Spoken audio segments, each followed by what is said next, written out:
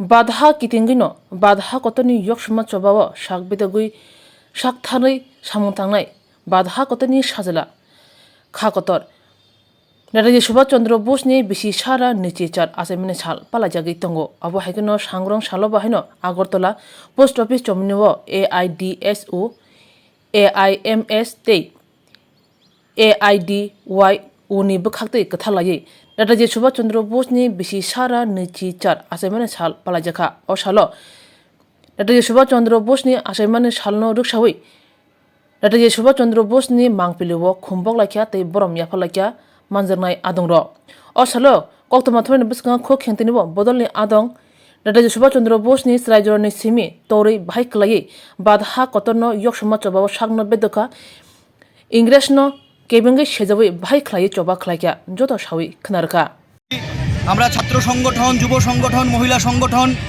AIDSO AIDIO AIMSS এর পক্ষ থেকে যৌথভাবে আমরা এই পোস্ট অফিস চমনিতে আজ ভারতবর্ষের স্বাধীনতা আন্দোলনের আপসহীন ধারার শ্রেষ্ঠ প্রতিনিধি নেতাজি সুভাষচন্দ্র বসুর 129তম জন্মজয়ন্তী আমরা এখানে উদযাপনের জন্য সমাবেত হয়েছি।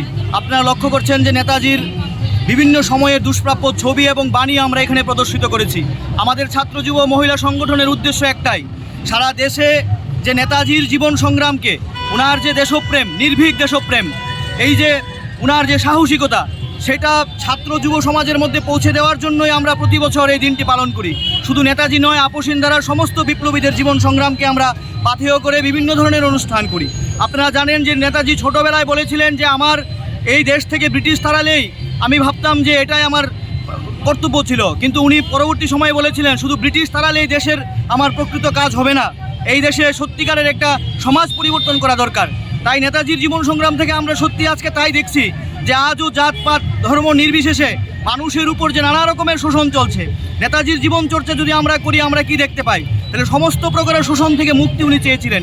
উনি চেয়েছিলেন প্রকৃত একটি সম্পূর্ণ স্বরাজ।